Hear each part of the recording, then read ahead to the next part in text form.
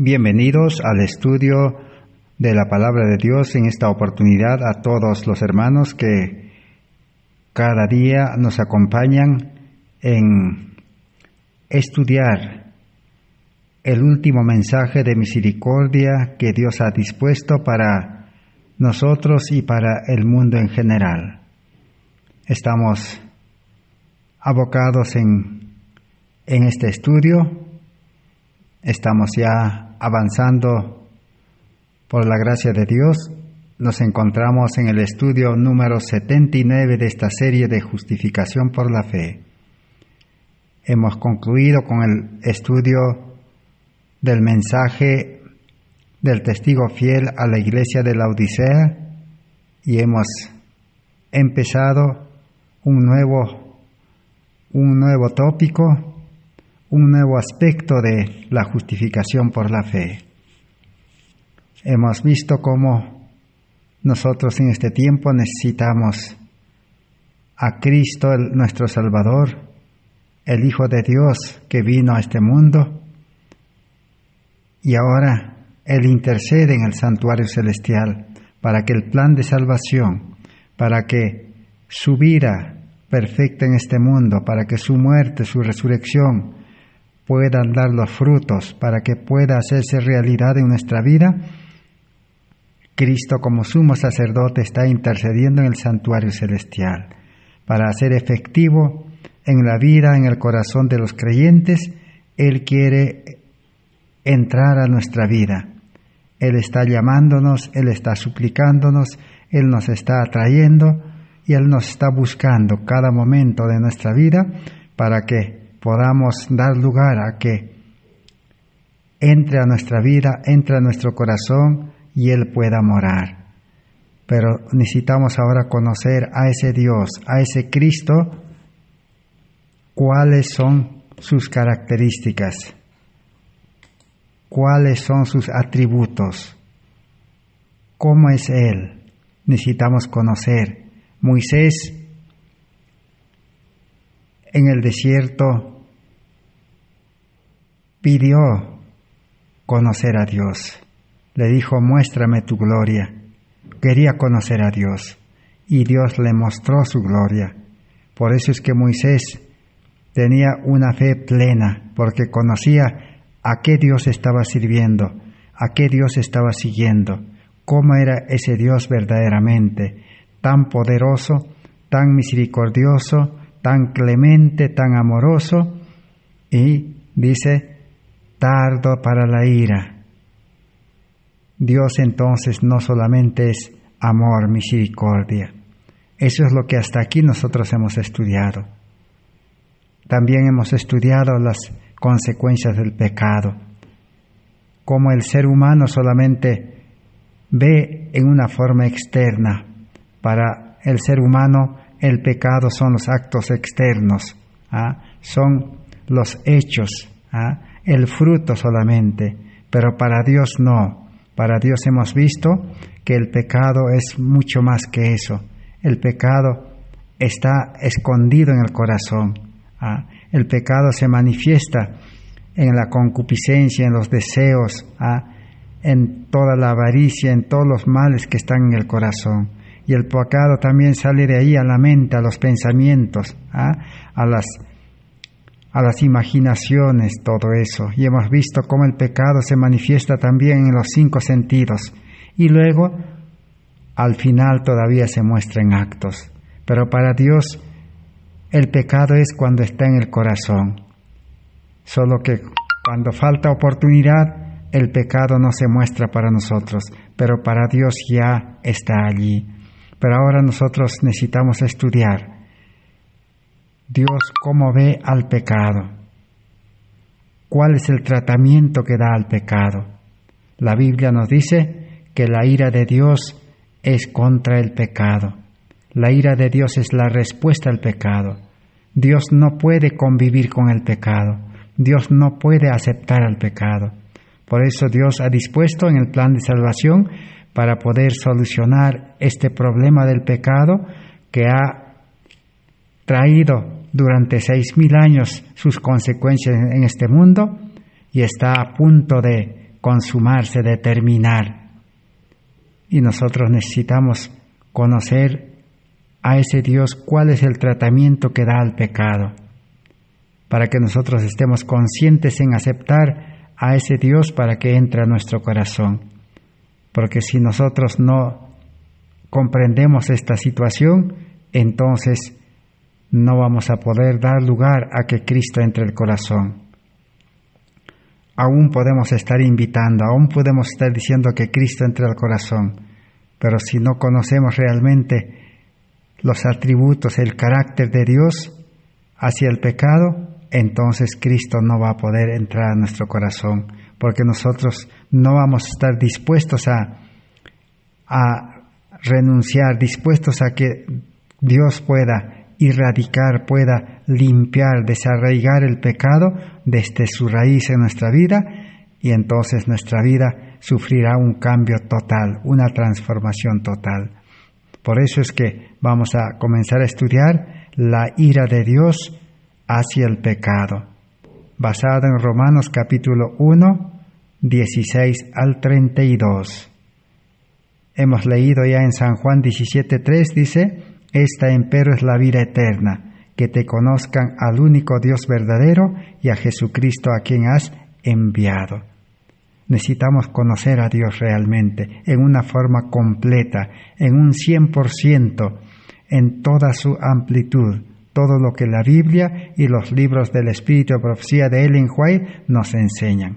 Conocer a Dios es realmente la vida eterna. Ya hemos determinado cuáles son los atributos de Dios.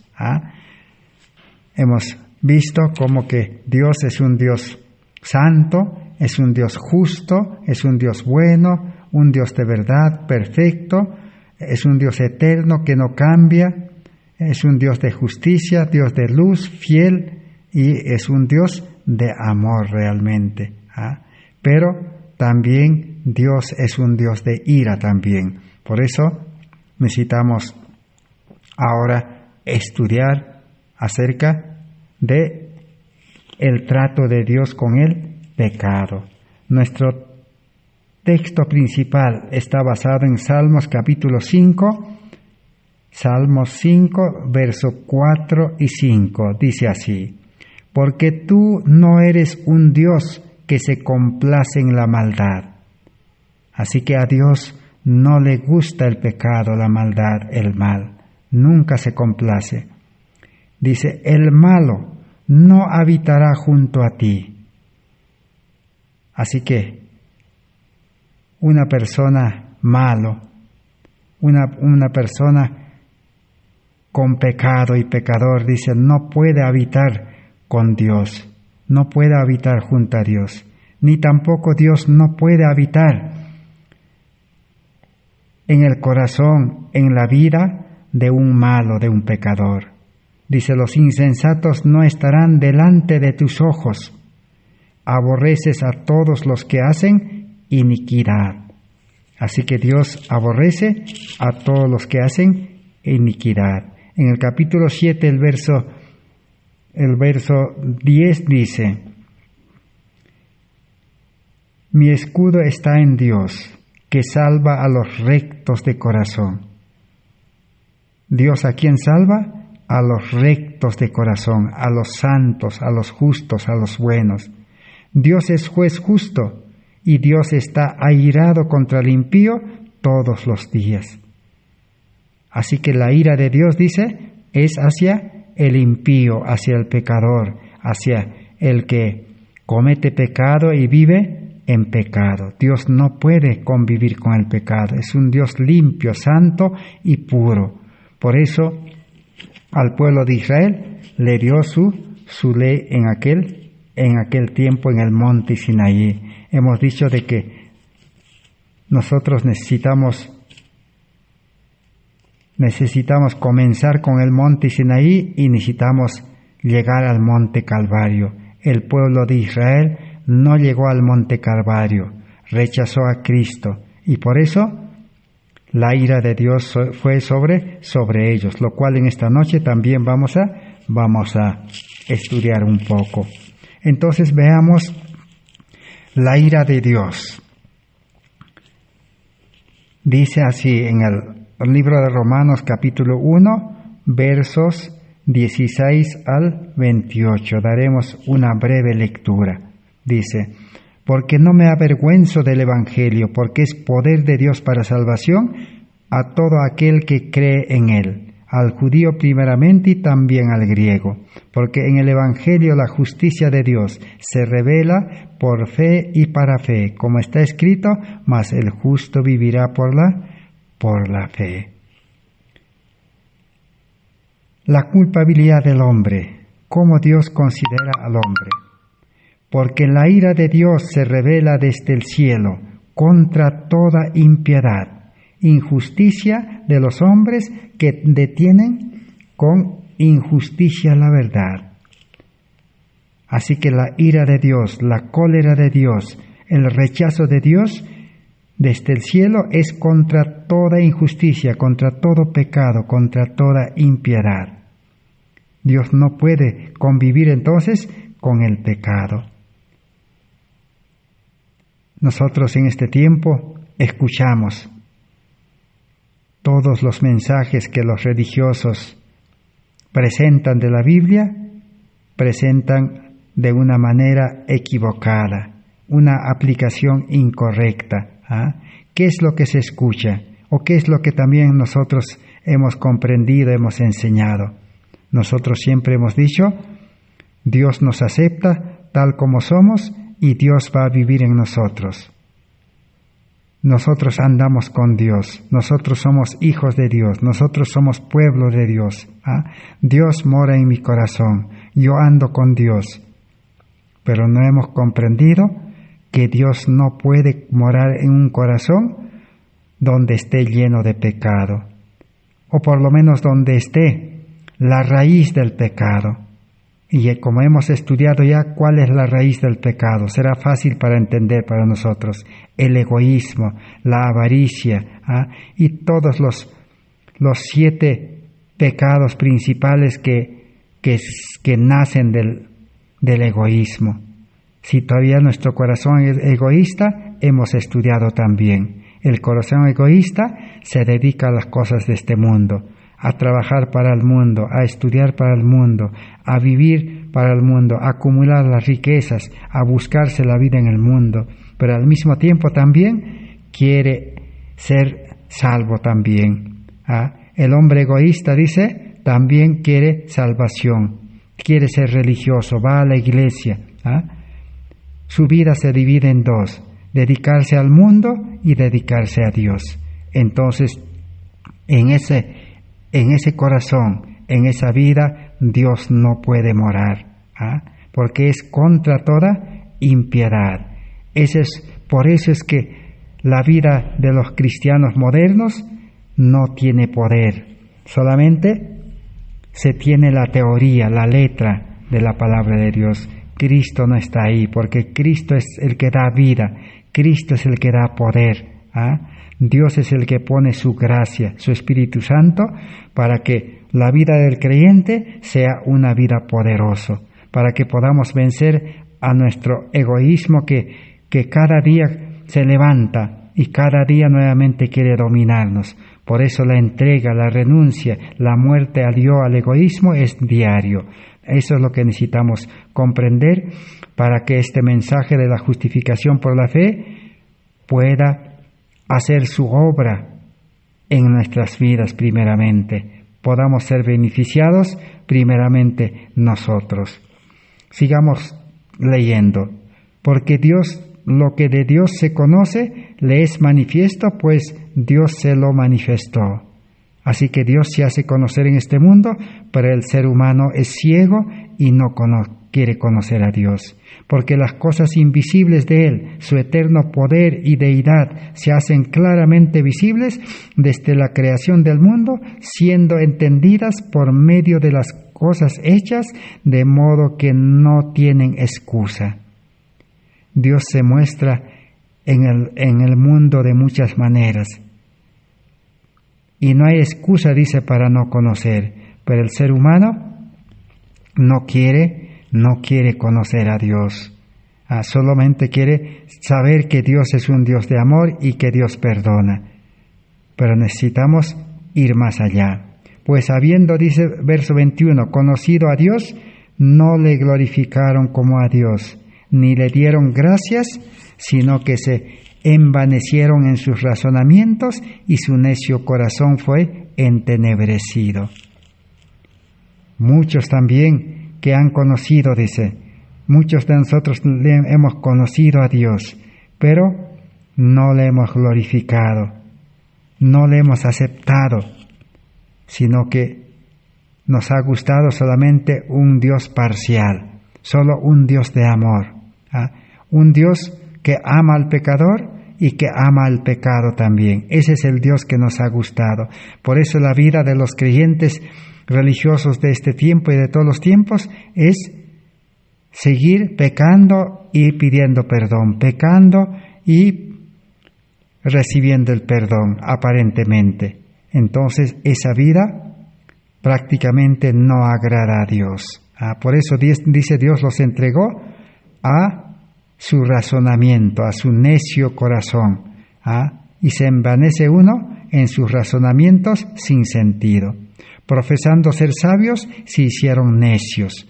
Como dice el ángel a la iglesia de la Odisea, somos ciegos, dice. El ciego no puede conocer a Dios. Y cambiaron, dice, la gloria de Dios corruptible en semejanza de imagen de hombre corruptible, de aves y cuadrúpedos y reptiles.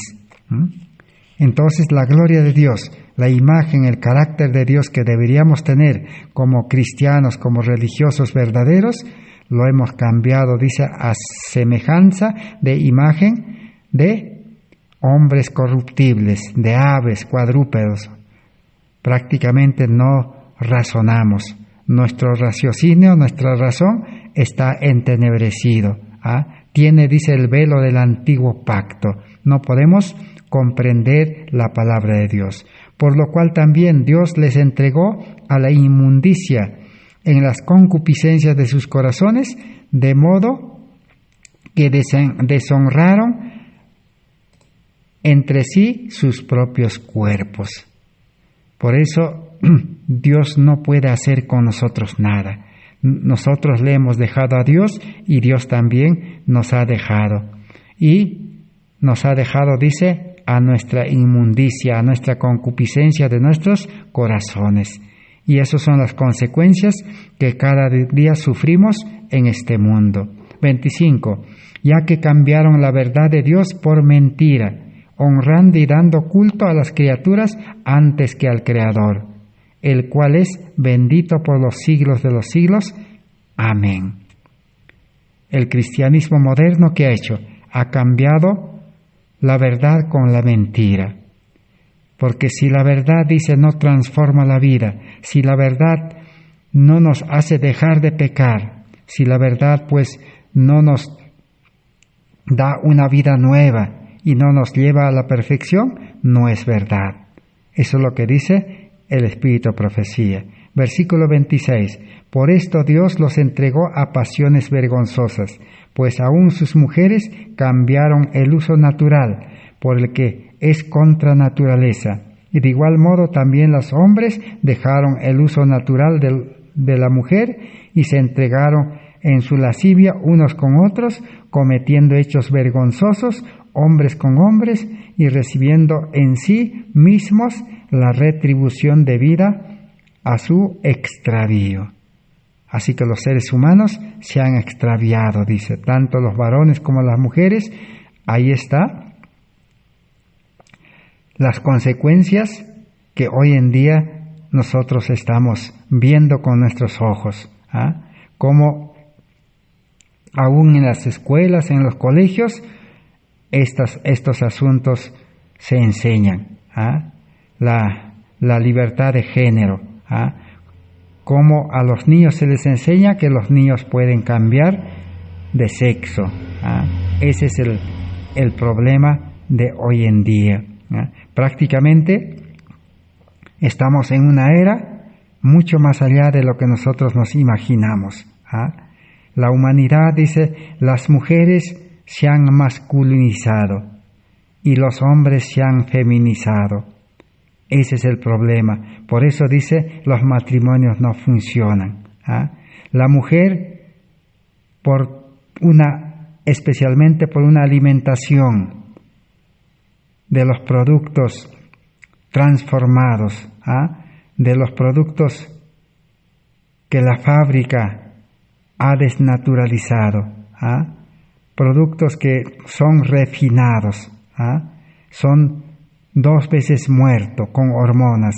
Eso ha alterado a las mujeres y a los varones, de tal manera que las mujeres quieren mandar porque se han masculinizado, y los hombres también se han feminizado y no pueden actuar como varones en este mundo.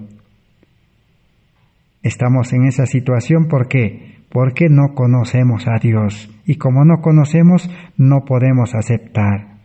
Es como una persona, un ser humano, no puede aceptar en su casa como un amigo, no puede vivir en su casa como con un amigo a una persona que no conoce. Así también nosotros dice, no podemos recibir a Cristo si no conocemos. Muchos piensan que Cristo es amor nada más, y Cristo es ministro de pecado. Entonces no es así. El verso 28 dice, y como ellos no aprobaron tener en cuenta a Dios, Dios les entregó a una mente reprobada para hacer cosas que no convienen. A una mente carnal, dice 1 Corintios 2:14, y la mente carnal, dice, no puede entender las cosas espirituales ni puede agradar a Dios. La mente carnal, dice en Romanos 7 y 8, es enemistad contra Dios. Ese es el problema del mundo religioso, el del mundo entero. Por eso no se quiere aceptar a Cristo en nuestras vidas. Porque cuando Cristo entra en nuestra vida, ¿qué va a acontecer? Prácticamente va a limpiar el pecado, va a desarraigar. Pero el ser humano ama el pecado. Porque el amor egoísta, el corazón carnal, está acostumbrado, habituado a ocuparse en las cosas de este mundo. Las cosas de este mundo nos gusta, la economía de este mundo, el trabajo de este mundo, las carreras de este mundo, el estudio de este mundo, la alimentación de este mundo. Nos gusta también todas las cosas que el mundo ha creado para poder entretenernos y para poder hacernos trabajar como esclavos para comprar todas las cosas que la ciencia ha fabricado. Así que el corazón egoísta le gusta esas cosas. Entonces Dios conoce el corazón, no podemos engañarle. Dios sabe que ese deseo, ese gusto, ese apego, ese amor al mundo está en el corazón. Entonces eso llena el corazón y Cristo no va a entrar al corazón. Tenemos que estar conscientes de que todo eso, nada bueno no nos trae. Todo eso, esas cosas del mundo, nos van a llevar a nuestra propia destrucción. Por eso necesitamos estudiar la ira de Dios. Se revela, dice, desde el principio, contra toda iniquidad, contra toda maldad, contra todo pecado. Dios dice, odia el pecado, solo que Cristo vino a este mundo por amor al pecador. Entonces, ahora primeramente vamos a hacer una pequeña diferencia. ¿Cómo es la ira de Dios? Muchos piensan de que la cólera, la ira de Dios debe ser parecido al del hombre. Muchos pensarán que Dios se molesta, que la ira de Dios es un defecto de su carácter. No, de ninguna manera. La ira de Dios no es una ira, una cólera igual que del ser humano. Necesitamos comprender a la luz del Evangelio, a la luz de la justicia de Cristo. Solo el Espíritu Santo puede iluminarnos y hacernos comprender. Entonces, el enojo de Dios es un santo enojo de Dios. Es una ira o enojo santa del justo Dios. dice Dios responde al pecado con ira, o la ira de Dios es la respuesta de Dios al pecado. La santidad en acción contra el pecado. Es el eterno, dice, aborrecimiento al pecado de Dios, la ira de Dios. Dios no puede, dice, convivir con el pecado. Por eso también en el cielo, ¿qué pasó? Satanás tuvo que ser arrojado del cielo.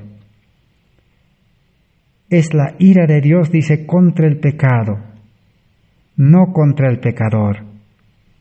Es el juicio contra el pecado, la ira de Dios. Es el rechazo de Dios al pecado. Dios es amor y es justo, pero su ira es una ira justa. Es la reacción al pecado. La ira de Dios no rebaja el amor de Dios. Cuanto más se indigna Dios por el pecado, tiene más amor para perdonar a los pecadores arrepentidos. Si todo es justicia, no habría pecado. No se manifestaría entonces la ira de Dios si no habría pecado. Entonces, la ira de Dios es la respuesta al pecado.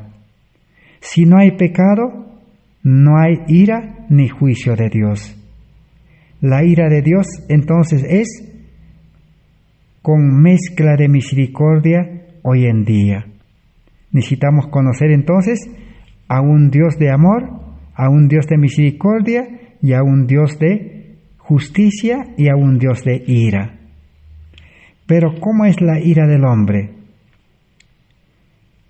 Como hemos dicho, la ira de Dios no es una mancha de su carácter. El carácter de Dios es realmente amor, misericordia, justicia. En el carácter de Dios no hay ira. Dice, Dios no se enoja con pasión incontrolable. Solo el hombre nomás se enoja con esa pasión que no puede controlar. La ira de Dios no es caprichoso como la del hombre. La ira de Dios no está sujeto a cambios de temperamento. Dios no es un Dios cambiable, que cambia, que se enoja y después tiene amor, no. Dios es un Dios de amor solamente, un Dios de justicia y de misericordia. Pero como hemos dicho, la ira de Dios es la respuesta hacia el pecado. La ira de Dios no es una explosión de pasión incontrolable. Solo el hombre explosiona y no se puede controlar. Dice, la ira de Dios no es perder dominio propio. Solo el hombre pierde dominio propio. Dios no se irrita nunca, solo el ser humano se irrita.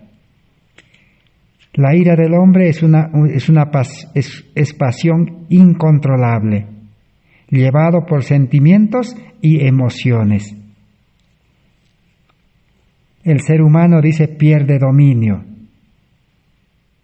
En el ser humano sí, la ira es una debilidad de carácter, es una mancha, es un defecto. Por eso la palabra de Dios dice que el ser humano es hijo de ira.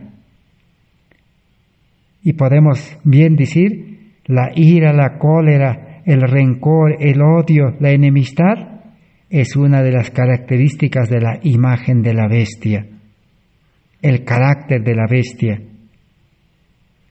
Mas Cristo vino para solucionar este problema, para poder nuevamente devolverle y darle su imagen, la imagen de Dios al ser humano en el plan de salvación.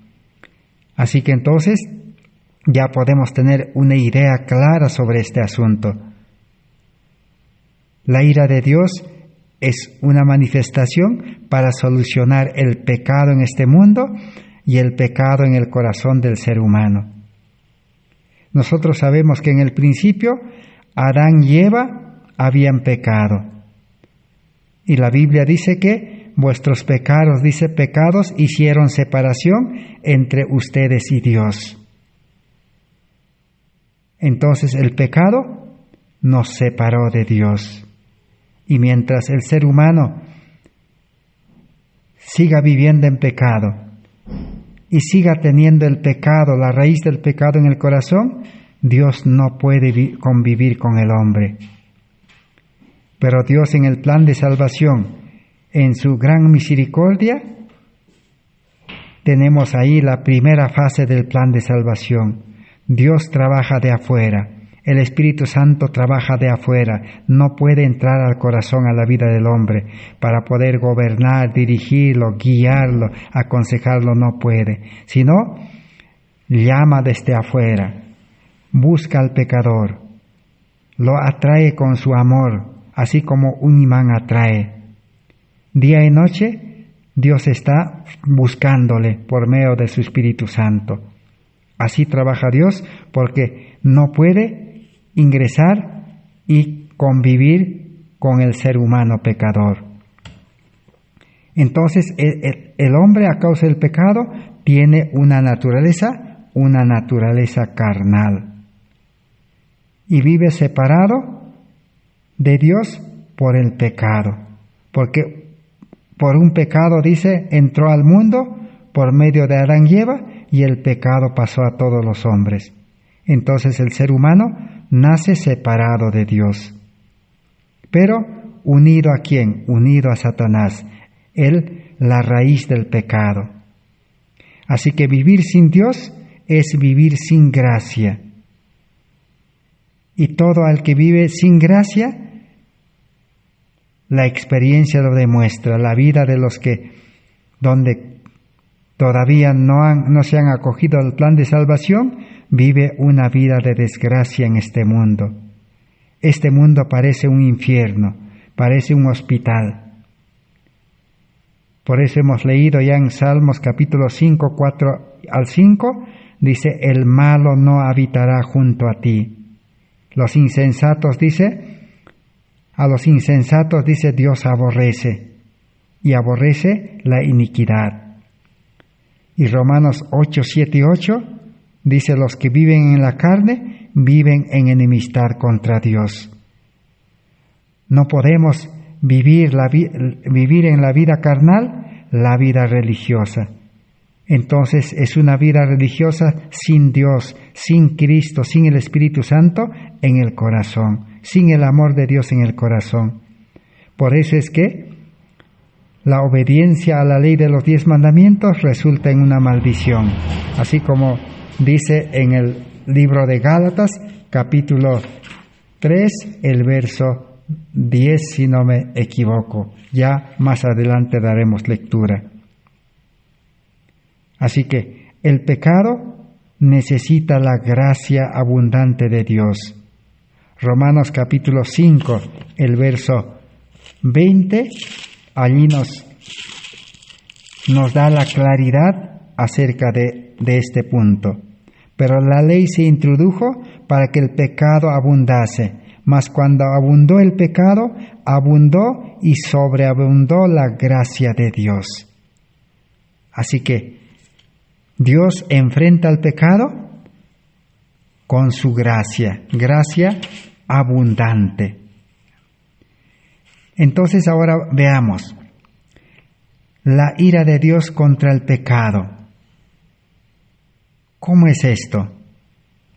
Romanos 1:18 hemos leído al inicio que decía, porque la ira de Dios se revela desde el cielo contra toda impiedad e injusticia de los hombres que detienen con injusticia la verdad.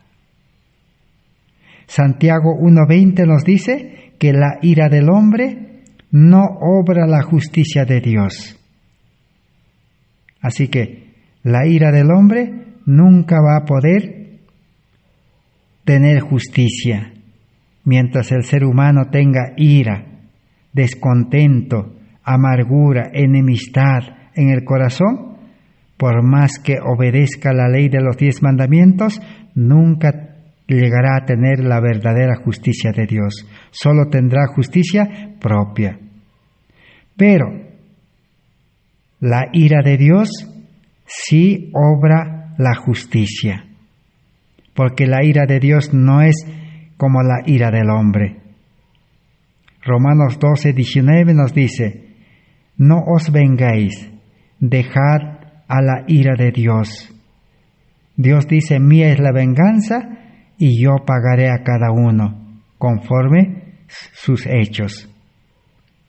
Así que, si nosotros aceptamos el plan de salvación a Cristo en el corazón, la venganza desaparecerá de nosotros.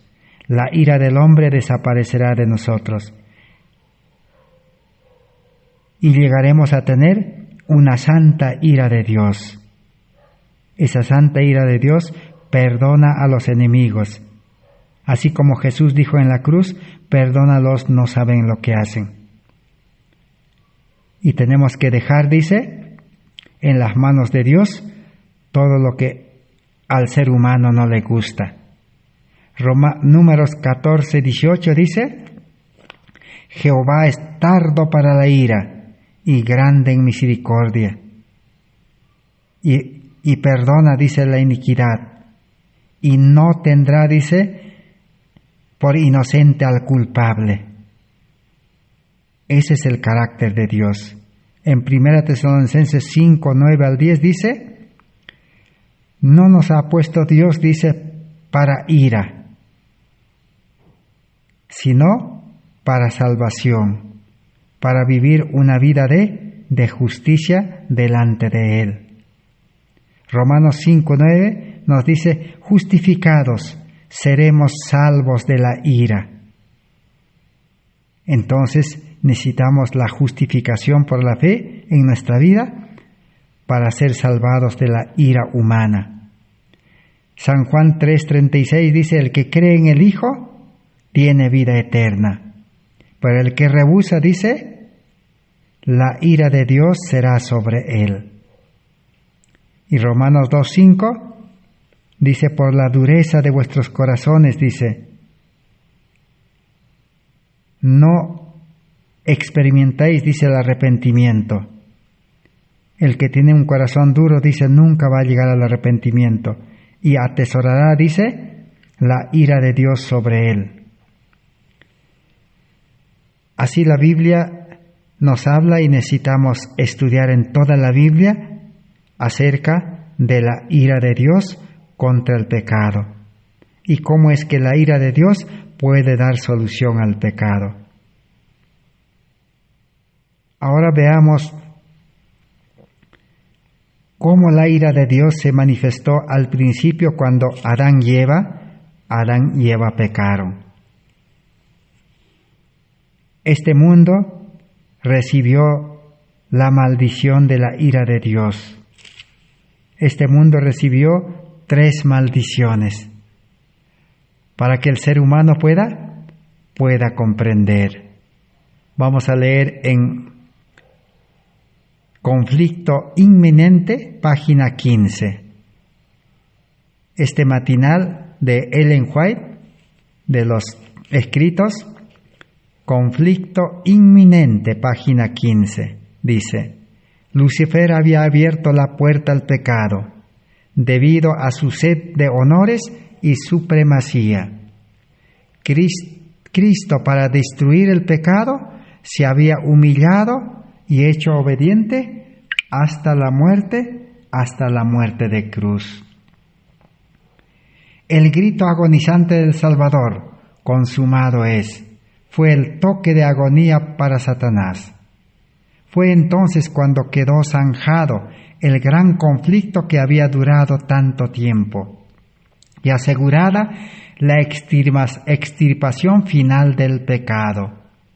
El Hijo de Dios atravesó los umbrales de la tumba para destruir por la muerte al que tenía el imperio de la muerte, es a saber, al diablo. Hebreos 2:14.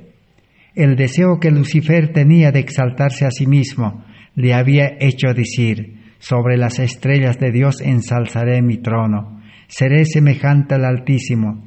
Dios declara: te torno en ceniza sobre la tierra, y no existirás más para siempre. Isaías 14, 13 y 14, y Ezequiel 28, 18 y 19.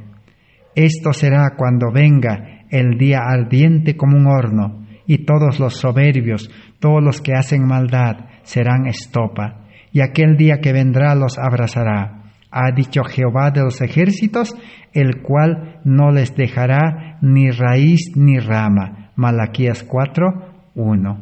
Página 17 de conflicto inminente. Y no se levantará, dice la aflicción, por segunda vez. Nahum 1, 9. Así que todo esto nos muestra claramente que cuando Jesús exclamó en la cruz, consumado es, hecho es, ¿qué pasó? Satanás quedó, dice, derrotado. El pecado ya fue vencido.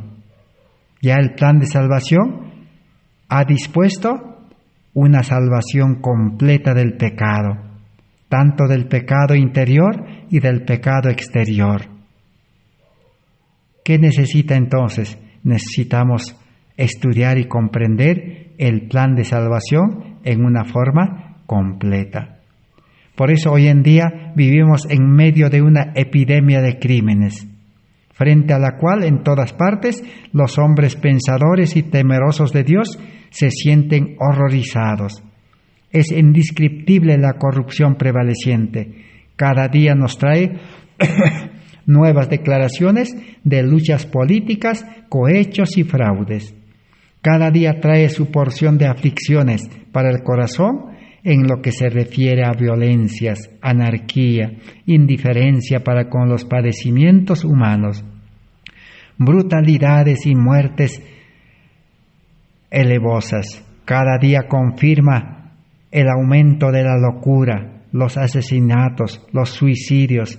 ¿Quién puede dudar de que los agentes de Satanás están obrando entre los hombres con creciente actividad para perturbar y corromper la mente y manchar y destruir el cuerpo? Así que esas son las consecuencias del pecado. Por eso Dios está airado contra el pecado. Por eso, por su amor infinito, envió, dice, a Cristo, a su Hijo, a este mundo, para que diera su vida y pagara por el pecado el justo pago. Entonces, cuando el pecado entró a este mundo, esta tierra, dice, recibió 3 maldiciones a causa del pecado, en los cuales la ira de Dios se manifiesta para enfrentar el pecado, para que el ser humano pueda buscar a Dios nuevamente, para que el ser humano pueda responder a Dios. En Ministerio de Curación, página 227, allí tenemos la primera maldición de la tierra. Al salir del Edén para ganarse el sustento y labrando la tierra bajo el peso de la maldición del pecado, el hombre recibió permiso para comer también hierba del campo. Dios le dijo, el campo producirá, dice, espinos y cardos. Así que la tierra sufrió la maldición a causa del pecado. Dice, si Adán y Eva no hubiesen tocado el árbol prohibido, Dios les hubiera comunicado un conocimiento sobre el cual no hubiera recaído la maldición del pecado, sino que les hubiera allegado gozo eterno. Todo lo que obtuvieron al prestar oídos al tentador fue un conocimiento del pecado y sus resultados. Por su desobediencia, la humanidad se apartó de Dios y la tierra quedó separada del cielo. Así que esa es la primera de las consecuencias del pecado. Si nosotros comprendiéramos entonces la maldición y la consecuencia del pecado, entonces no esperaríamos ni un día más seguir pecando.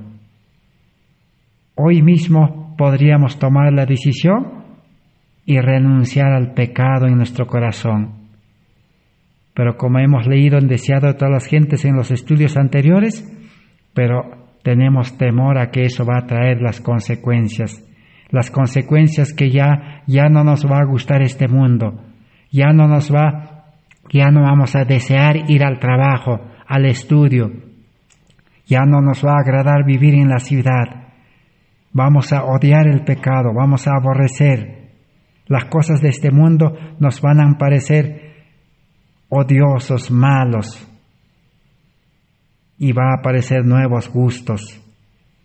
Nos va a gustar el campo, nos va a gustar la palabra de Dios, nos va a gustar andar con Dios, nos va a gustar tener el carácter de Cristo. Pero el ser humano no quiere hacer ese cambio, quiere seguir pecando, porque tener el egoísmo en el corazón, la mente carnal o el hombre natural es idolatría. Y la idolatría es pecado. Y el pecado trae sus consecuencias. Así como podemos poner el ejemplo, Jacob. Jacob solamente engañó nada más. Y aún engañó, dice, para cumplir la promesa de Dios, para cumplir la palabra de Dios, para cumplir la ley de Dios. Engañó a su padre. Pero ¿cuál fue la consecuencia que se ganó de ese pecado? A pesar que Dios le perdonó, porque Dios es amor, porque Él estaba dispuesto a no volver a pecar, a abandonar el pecado. Dios le perdonó. Pero ¿qué pasó con Jacob? Jacob fue engañado muchas veces más, no solamente una vez. Jacob fue engañado en la noche de su matrimonio. El suegro Labán le entregó su hija mayor que Jacob no había escogido. Jacob no había trabajado por la hija mayor, sino por la menor Raquel, y fue engañado. También su salario, dice, fue 10 veces engañado también. Así que esa es la consecuencia del pecado. Esa es la ira de Dios. Dios no puede aprobar el pecado. Dios no puede simpatizar con el pecado. Y cuando Dios no vive en el ser humano, cuando el hombre no está conectado con Dios, entonces siempre va a pecar. Por eso el pecador sufre las consecuencias en esta vida. Ahora vamos a ver en Hebreos capítulo 6, el verso 7 y 8, dice: la tierra que bebe la lluvia que muchas veces cae sobre ella y produce planta útil para los que la cultivan, recibe la bendición de Dios. Pero la que produce espinos y abrojos es inútil, y esta es el peligro de ser maldecida y al fin ser quemada. Así que los espinos y cardos es inútil y será quemada y tiene la maldición. Esa es la consecuencia del pecado. La segunda maldición que vino sobre la tierra. Historia de la Redención, página 50 y 56. Vamos a aprender una segunda lección por la gracia de Dios.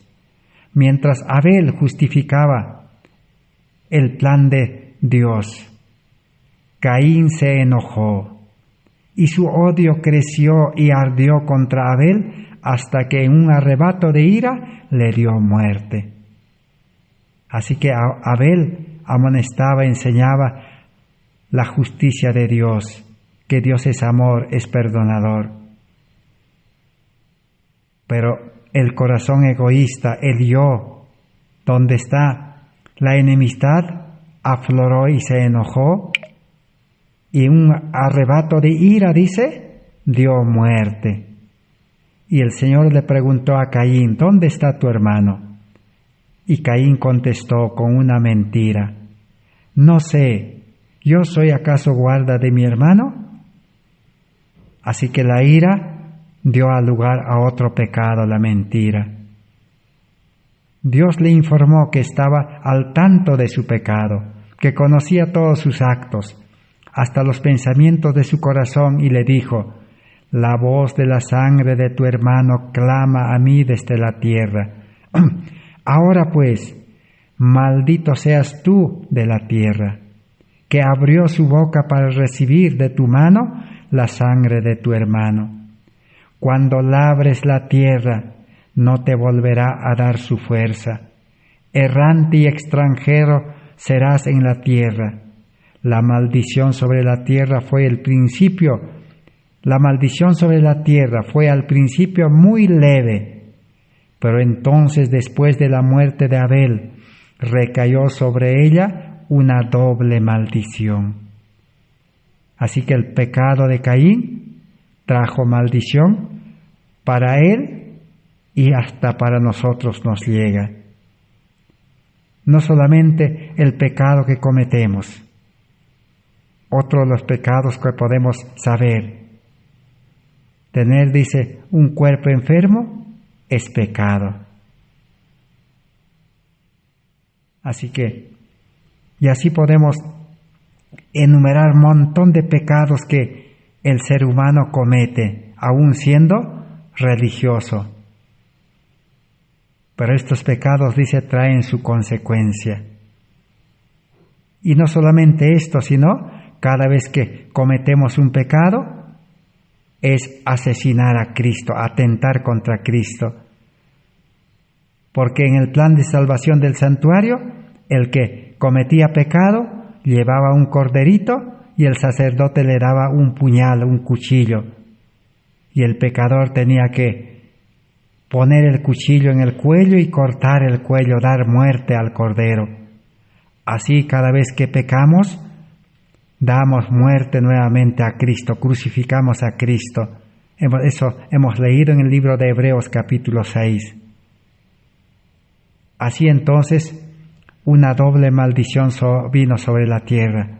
Por eso es que el ser humano hoy en día, el ser humano sin Cristo, sin Dios, tiene que sudar, tiene que matarse trabajando día y noche. Y eso aún no le alcanza. Y si gana mucho dinero, ese dinero es una maldición. Una tercera maldición. Consejos sobre régimen alimenticio 445. La gente que vivió antes del diluvio comía alimentos de origen animal y gratificaba su apetito hasta que se colmó la copa de la iniquidad. Y Dios limpió la tierra de su contaminación moral mediante el diluvio. Entonces descansó sobre la tierra la tercera maldición terrible. La primera maldición se pronunció sobre la posteridad de Adán y sobre la tierra, y a causa de la descendencia de ella. La segunda maldición vino sobre la tierra después que Caín mató a su hermano Abel. Y la tercera maldición y más terrible maldición de Dios vino sobre la tierra con el diluvio. Después del diluvio la gente comía mayormente alimentos de origen animal. Dios vio que las costumbres del hombre se habían corrompido y que él estaba dispuesto a exaltarse a sí mismo en forma orgullosa contra su Creador y a seguir los dictámenes de su propio corazón egoísta, y permitió que la raza longeva comiera alimentos de origen animal para abreviar su existencia pecaminosa. Pronto después del diluvio, la raza humana comenzó a decrecer en tamaño y en longevidad.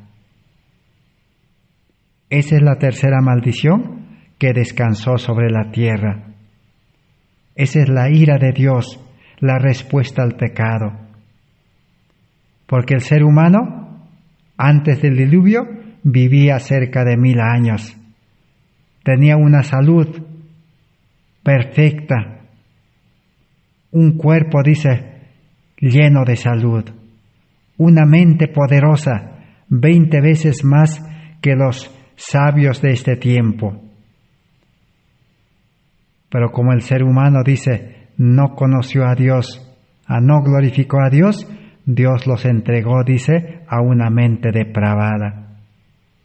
Así que después del diluvio, la maldición vino. Por eso el mundo está lleno de toda clase de personas. En tamaño se ha disminuido, pues hasta hay seres humanos de 50 centímetros. También hay personas tan débiles y con una mente también totalmente en decadencia. La tierra, dice, sufrió una tercera maldición. La tierra ya no produce como antes. Antes del diluvio la tierra era regado con un vapor que subía de la tierra en la noche y humedecía la tierra. Después del diluvio tiene que esperar la lluvia. La tierra se seca. La tierra ya no produce. Y aún la tierra ahora ha sido destruido, contaminado por el ser humano. Entonces, ¿por qué Dios permite estas cosas? Para que el ser humano pueda sufrir en este mundo y a causa del sufrimiento en la escuela del dolor pueda buscar a Dios. Nosotros necesitamos buscar a Dios porque nuestra vida está en una situación desesperante. Estamos rodeados, dice el Antiguo Testamento, dice, estamos rodeados por los toros de Basán. En el Salmos 23 o 22 podemos encontrar. ¿Y quiénes son los toros de Basán? Los toros de Basán son aquellos toros que han engordado los mercaderes de esta tierra, los grandes hombres de esta tierra que se han enriquecido, que han concentrado la riqueza, la economía, el poder para manejar a todo el mundo. Esos son los toros de Basán que nos han rodeado. A Cristo también, los toros de Basán de ese tiempo, que era Roma, que era pues la educación griega, que era pues la religión en decadencia del pueblo de Israel. Ellos representaban a los toros de Basán, porque son seres humanos adiestrados para hacer el mal. La educación del mundo, las costumbres los han adiestrado, a nosotros también nos han adiestrado para poder hacer el mal. Entonces Cristo ha venido para enfrentar con su ira, para poder separarnos. El primer paso que Dios dio es en Génesis 3:15. Dijo, enemistad pondré entre ti y la mujer. Cristo nos puede separar del pecado y podemos nuevamente unirnos con Dios. Pero para ello necesitamos estar dispuestos a renunciar toda esa vida de pecado. Romanos 8:20 nos dice, porque la creación fue sometida a frustración, no por su propia elección, sino por la voluntad del que la sujetó con esperanza, de que la misma creación será librada de la esclavitud de la corrupción, para participar de la gloriosa libertad de los hijos de Dios. Así que la creación, este mundo, está en esclavitud, está en corrupción, pero Dios lo va a librar, dice, con sus hijos también que acepten. Sabemos que hasta el presente todas las criaturas gimen a una, y a una sufren dolores como de parto. Y no solo ellas, sino también nosotros, que tenemos las primicias del Espíritu, suspiramos dentro de nosotros, esperando la adopción, la redención de nuestro cuerpo. Romanos 8, hemos leído del 20 al 23. Así que la mayor esperanza para nosotros es ser adoptados nuevamente en la familia de Dios, ser injertados como una mala planta a la buena planta, ser adoptados a la familia de Dios nuevamente, porque hemos sido seres humanos huérfanos y hemos sufrido las consecuencias del pecado. Pero ahora Cristo nos está llamando, Cristo nos está esperando con su amor cada día, con las cuerdas de su amor nos quiere adoptar a su familia para que seamos liberados, dice, porque la ira de Dios es contra el pecado. Nosotros no podemos ni un minuto más, ni un día más seguir viviendo en pecado. Liberarnos del pecado es obra de Dios, es obra de Cristo, obra del Espíritu Santo, de la gracia de Dios. Pero es necesario que Cristo pueda entrar a nuestro corazón, a nuestra mente, a nuestra vida. Porque si no le dejamos entrar, si no renunciamos a todas aquellas escorias, a todos aquellos bienes terrenales, posiciones terrenales que tenemos en la puerta de nuestro corazón, como obstáculo para que se abra la puerta.